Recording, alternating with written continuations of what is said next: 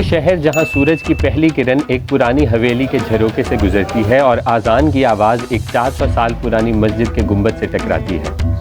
یہ کوئی کہانی نہیں، یہ ہے ملتان، مغلوں کا ملتان۔ اس ایپیسوڈ میں ہم آپ کو لے کر چلیں گے ان بازاروں میں جہاں کبھی جہانگیری چھاپ کے سکے چلتے تھے، ان حویلیوں میں جہاں کبھی قالین بچھے ہوتے تھے، اور آپ کو دکھائیں گے وہ کاروان سرائے جہاں دور دور سے لوگ آ کر قیام کرتے تھے۔ یہ ایک سفر ہے ان رستوں کا جو وقت کے ساتھ دھندلے تو ہو گئے ہیں لیکن مٹے نہیں ہیں۔ Welcome to odyssey.pk92۔ آج کا سفر شہر گل و گلزار، مغل دور کے ملتان کے نام۔ جب اکبر اعظم نے اپنی سلطنت کو 12 صوبوں میں تقسیم کیا تو ان میں سے ایک تھا صوبہ ملتان۔ یہ صرف ایک انتظامی حصہ نہیں تھا بلکہ اس وقت کا ایک اہم سیاسی، تجارتی اور ثقافتی مرکز تھا۔ ملتان لاہور اور دلی کے ساتھ حکومت کے 3 عظیم صوبوں میں شامل تھا۔ مغلوں کے دور میں ملتان نے 200 سال کا امن دیکھا، اسی لیے اسے دارالامان کہا گیا۔ یہاں کپڑے بنے جاتے تھے، سکے تیار ہوتے تھے، نقاشی اور ٹائل کا کام اپنے عروج پر تھا۔ 1752 میں درانی افواج نے اس صوبے پر قبضہ کر لیا۔ مغلوں کا دور تمام ہوا، مگر ان کا چھوڑا گیا ورثہ آج بھی اس شہر میں اپنی مثال آپ ہے۔ ملتان کے دل میں بازار کے شور شرابے سے ذرا پیچھے ایک پرانی عمارت خاموشی سے اپنی کہانی بیان کرتی ہے۔ یہ ہے ملتان کا مسافر خانہ، ایک ایسی جگہ جہاں کبھی دور دور سے آنے والے مسافر قیام کرتے تھے۔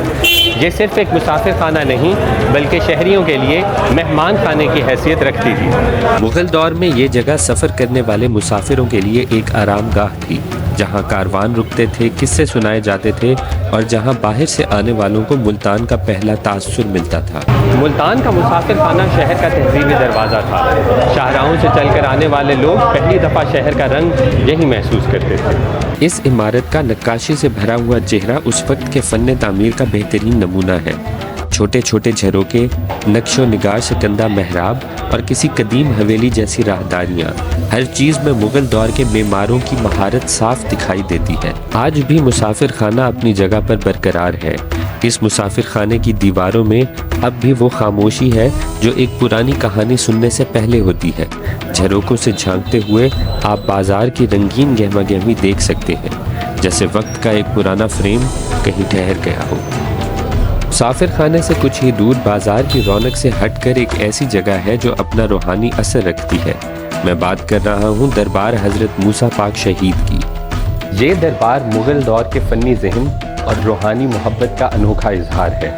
دربار میں مغل آرکیٹیکچر کے اثرات جا بجا نظر آتے ہیں۔ گنبد، محرابی دروازے اور نقاشی سے بھرپور ٹائل ورک جو ملتان کے مخصوص سٹائل کی نشانی ہے۔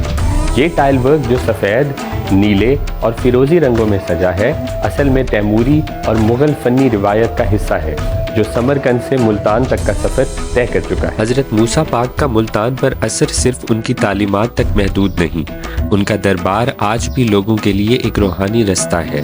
وہ ایک ایسی شخصیت تھے جنہوں نے مغل ملتان کو صرف علمی اور روحانی طور پر نہیں بلکہ تہذیبی طور پر بھی غنی بنایا۔ سونا مدینے والا دکھیاں دا آسرا ہے۔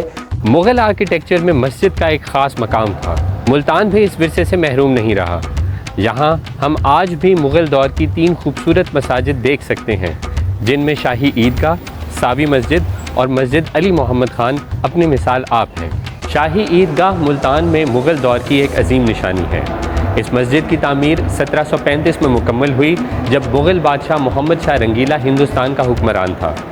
اس شاندار مسجد کو نواب عبدالصمد خان کے زیر نگرانی تیار کیا گیا، جو اس وقت ملتان کا صوبے دار تھا۔ سب سے خاص بات اس مسجد کے اندر فریسکو کا کام ہے، جس میں ملتان کی اپنی روایتی کاریگری، رنگوں کا کھیل اور نقش و نگار کی عجیب سی مٹھاس محسوس ہوتی ہے۔ نیلے، سفید اور فیروزی رنگوں میں کی گئی یہ مصوری مغلوں کے ذہنی ذوق اور ملتان کے لوکل فنکاروں کی ہنرمندی کا بہترین اظہار ہے۔ ساوی مسجد وہ مسجد ہے جس کا ذکر تاریخ میں کم ملتا ہے، لیکن جو صدیوں سے مغلوں کے فن تعمیر کی گواہ رہی ہے۔ کہا جاتا ہے کہ یہ مسجد مغل دور کے آخر میں تعمیر ہوئی تھی، لیکن وقت نے اسے مکمل ہونے کا موقع نہیں دیا۔ ادھوری سی عمارت جس میں چند دیواریں اور نیلی کاشیکاری رہ گئی ہے، مگر جو کچھ بھی موجود ہے وہ بھی آج کے دور میں کسی میوزیم سے کم نہیں لگتا۔ ساوی مسجد کا نیلا ٹائل ورک خاص مغل اور ملتانی طرز کا امتزاج ہے۔ کام اتنا نفیس ہے کہ یوں معلوم ہوتا ہے کسی نے اسیر خیالات کو پتھر پر نقش کر دیا ہو۔ ملتان کی گرمی میں املی اور آلو بخارے کا شربت آپ کو راحت بخشتا ہے۔ املی اور آلو بخارے کے عرق سے تیار کیا گیا یہ ٹھنڈا مشروب آپ کو پھر سے تر و تازہ کر دے گا۔ مسجد علی محمد خان ملتان میں مغل دور کی ایک حسین یادگار ہے۔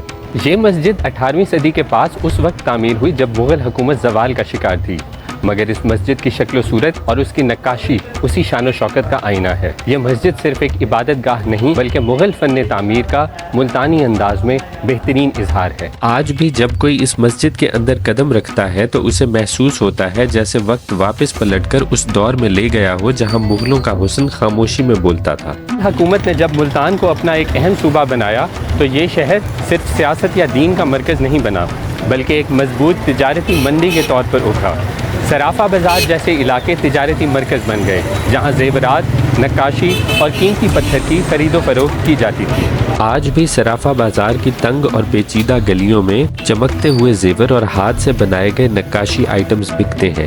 یہ سب کچھ ایک بات کا ثبوت ہے کہ ملتان کا بازار صرف شہر کا حصہ نہیں، ایک تہذیب کا انتہائی خوبصورت اور زندہ نقشہ ہے۔ ہماری اس ویڈیو کا آخری سٹاپ ہے ملتان کی مشہور جندو کی چامپ۔ مٹن کی چامپ کو سب سے پہلے گھی میں فرائی کر کے پھر اسے کوئلوں پر سیکا جاتا ہے، تب کہیں جا کر یہ لذیذ اور ذائقے دار ڈش تیار ہوتی ہے جس کے ہر نوالے میں آپ کو ملتان کی لذت کا احساس ہوگا۔ اگر آپ کو ہماری یہ ویڈیو پسند آئی ہے تو اسے لائک کریں، چینل کو سبسکرائب کریں اور ہمارے اس سفر کا حصہ بن جائیں۔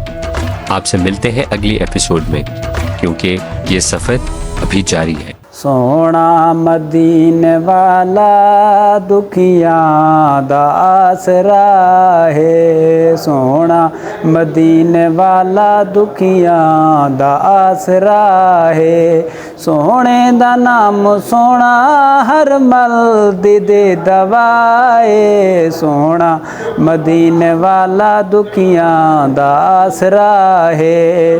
بیٹھ